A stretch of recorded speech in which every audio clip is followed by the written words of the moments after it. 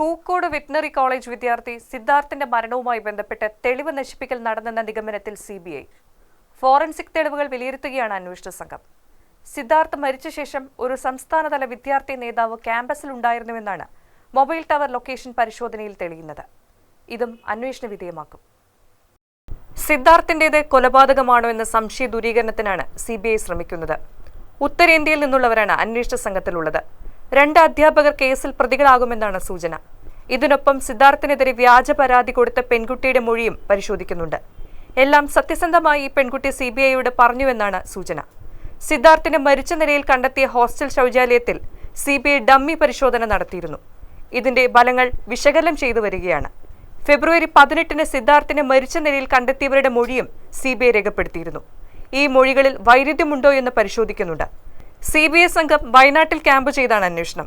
Case Kochi CBI കോടതിയിലേക്ക് മാറ്റാനാണ് നീക്കം.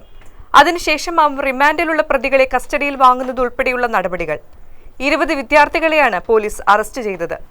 സിബിഐ എഫ്ഐആറിൽ കൂടുതൽ പ്രതികളുണ്ട്. സിദ്ധാർത്ഥിന്റെ അച്ഛൻ, കോളേജിലെ വിദ്യാർത്ഥികൾ, സിദ്ധാർത്ഥിന്റെ കുടുംബം പ്രതികളാക്കണമെന്നാവശ്യപ്പെട്ടവർ എന്നിവരുടെയെല്ലാം മൊഴി അന്വേഷണ സംഘം രേഖപ്പെടുത്തി. വൈകാതെ കൂടുതൽ അറസ്റ്റ് ഉണ്ടാവുമെന്നാണ് സൂചന.